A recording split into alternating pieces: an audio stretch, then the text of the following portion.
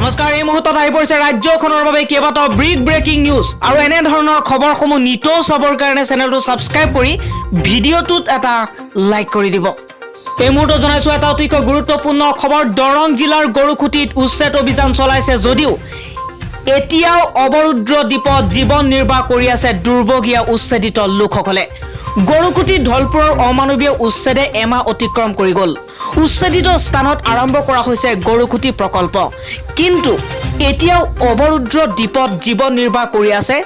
হাজাৰ হাজাৰ দুৰ্ভগীয়া উচ্ছেদিত লোকসকলে। চতিয়াৰ বিধায়ক তথা গৰুখুটি প্ৰকল্পৰ অধ্যক্ষ পদ্ম হাজৰিকাৰ নেতৃত্ব উচ্ছেদিত স্থলত আৰম্ভ কৰা হৈছে প্ৰকল্পৰ কৃষিকৰ্ম। উক্ত কৃষিকৰ্মৰ দোহাই দি গৰুখুটি সহ ধলপুৰৰ চৰত অব্যাহত আন অফিচিয়েল জৰুৰী অৱস্থা তথা 144 ধাৰা। গৰুখুটি প্ৰকল্পত কেৱল প্ৰকল্পৰ কৰ্মী তথা স্বেচ্ছাসেৱক আৰু প্ৰশাসনে অনুমতি দিয়া লোকৰহে প্ৰৱেশ কৰাৰ অধিকাৰ আছে। উচ্ছেদিত লোকসকলকো শিবিৰ পতা স্থানৰ পৰা গৰুখুটিলৈ যোৱাটো নিষিদ্ধ কৰি দিছে প্ৰশাসনে। সংবাদ মাধ্যমৰ লোকৰো প্ৰৱেশ নিষিদ্ধ কৰা হৈছে গৰুখুটিত। নিষিদ্ধ কৰা হৈছে গৰুখুটি প্ৰকল্পত ফটোকে আদি কৰি যিকোনো প্ৰকাৰৰ তথ্য সংগ্ৰহৰ। অধিকৈ লক্ষণীয় কথাটো হৈছে যে গৰুখুটিলৈ যোৱা মূল পথটোকো ভাৰতীয় সেনাৰ অস্থায়ী শিবিৰ পাতি বন্ধ কৰি দিয়া হৈছে। উক্ত পথেৰে কোনো লোককে যাতায়াত কৰাটো নিষিদ্ধ কৰি দিছে ভাৰতীয় সেনাই, যাৰ ফলত উচ্ছেদিত লোকসকলে পিছ দুৱাৰৰ দৰে ব্যৱহাৰ কৰিবলগীয়া হৈছে বিকল্প পথ। দৈনন্দিন ব্যৱহাৰ কৰা মূল পথটো যাতায়াতৰ বাবে বন্ধ কৰি দিয়াৰ ফলত উচ্ছেদিত লোকসকলৰ বাবে বুটৰ ওপৰত দান পৰাৰ দৰে অৱস্থা হৈছে। উচ্ছেদ কৰা লোকসকলৰ বাবে মূল পথটো বন্ধ কৰি দিয়াৰ ফলতে অস্থায়ী শিবিৰ পাতি থকা উচ্ছেদিত সকলৰ দুটি শিশু চিৎকাৰ অৰ্থাৎ বৰ্তমান সময়ত চিকিৎসাৰ অভাৱত মৃত্যু হৈছে। চিকিৎসাৰ অভাৱৰ বাবে মাত্ৰ 4মহীয়া দুটা শিশুৰ কৰুণ মৃত্যু ঘটিছে গৰুখুটিৰ উচ্ছেদিত স্থানত। উচ্ছেদিত লোকসকলে প্ৰকাশ কৰা খবৰ অৰ্থাৎ তেওঁলোকে প্ৰকাশ কৰা খবৰ অনুসৰি ৰহিম আলী আৰু মেচিৰন নেচাৰ 4মহীয়া পুত্ৰ সন্তান মজিবুৰ আলীৰ যোৱা 12 অক্টোবৰত চিকিৎসাৰ অভাৱত কৰুণ মৃত্যুক সাৱটি লোৱা বুলি দাবী কৰিছে উচ্ছেদিত লোকসকলে। অধিকৈ লক্ষণীয় কথাটো হৈছে যে আকেশ আলী আৰু লগতে মিনুৱাৰা পাৰবিনৰ 4মহীয়া আখি আক্তাৰা নামৰ কন্যা সন্তানটিও মূল পথটো বন্ধ কৰি ৰখাৰ ফলত চিকিৎসাৰ অভাৱত পৰিছিল। অৱশ্যে পিছলৈ বিকল্প পথেৰে চিকিৎসাৰ বাবে গুৱাহাটী চিকিৎসা মহাবিদ্যালয় আৰু চিকিৎসালয়ত ভৰ্তি কৰোৱা হয় যদিও 15 অক্টোবৰত কন্যা শিশুটিৰ GMCHতে কৰুণ মৃত্যু ঘটে। চৰকাৰে যেনেধৰণে উচ্ছেদ কৰিছে ইয়া সম্পূৰ্ণ অসাংবিধানিক আৰু লগতে ইয়া গণতন্ত্ৰৰ হাৰিত নপৰে বুলি একাংশ ৰাজনৈতিক নেতাই উল্লেখ কৰিছে। লগতে এই গৰুখুটিত উচ্ছেদিত লোকসকলৰ কেইবাজনো অতিকৈ বৰ্তমান সময়ত দুৰৱস্থাত পৰিছে। ইফালে ফাতেমা বিবি নামৰ এগৰাকী প্ৰসূতিৰ এটি নৱজাতকৰো চিকিৎসাৰ অভাৱতে মৃত্যু বুলি উচ্ছেদিত লোকসকলে দাবী কৰিছে। তেওঁলোকৰ মতে মূল পথটো বন্ধ কৰি দিয়াৰ ফলত বৰ্তমান সময়ত যথা সময়ত চিকিৎসালয়লৈ নিব পৰা নাছিল। উচ্ছেদিত লোকসকলে প্ৰকাশ কৰা অনুসৰি যোৱা 20 অক্টোবৰত ধলপুৰত উচ্ছেদ আৰম্ভ হোৱাৰ পিছতে বৃষ্টিপাতৰ আৰম্ভ হৈছিল। প্ৰশাসনে জাননী প্ৰদানৰ মাত্ৰ 12 ঘণ্টাৰ ভিতৰতে হঠাৎ উচ্ছেদ কাৰ্য আৰম্ভ কৰাৰ ফলত বৃষ্টিপাতৰ পৰা 4মহীয়া শিশু কেইটি ৰক্ষা কৰিব পৰা নাই আৰু সেই শিশু কেইটা ৰক্ষা কৰিব নোৱাৰাৰ বাবেই শাৰীৰিক অসুস্থতাৰ আৰম্ভ হয় আৰু পথ বন্ধৰ বাবে যথা সময়ত চিকিৎসা প্ৰদান কৰিব নোৱাৰাৰ বাবে কৰুণভাৱে মৃত্যুক আঁকোৱালি লৈছে দুটাকৈ শিশুৱে। আনহাতে উচ্ছেদৰ পূৰ্বে ধলপুৰ আৰু গৰুখুটিৰ সকলো ইঞ্জিনযুক্ত আৰু অন্যান্য নাওকে প্ৰশাসনে জব্দ কৰি থৈছিল আৰু তেওঁলোকে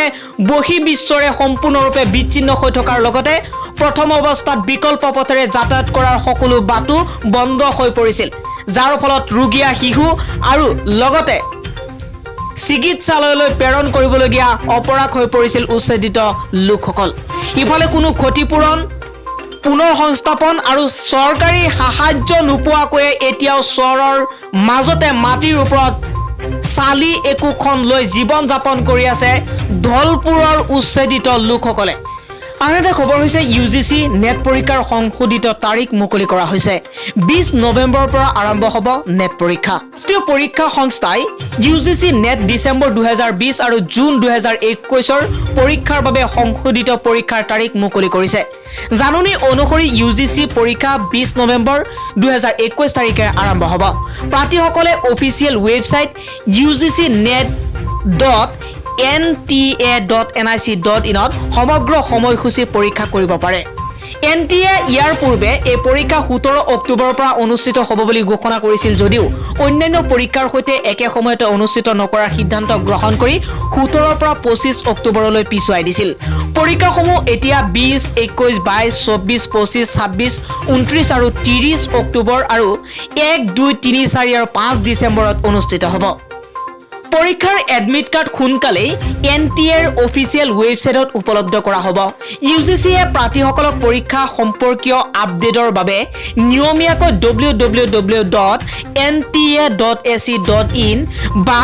ugcnet.nta.nic.in ৱেবছাইট দৰ্শন কৰিবলৈ পৰামৰ্শ দিছে যিকোনো আখুৱাৰ ক্ষেত্ৰত প্ৰাৰ্থীসকলে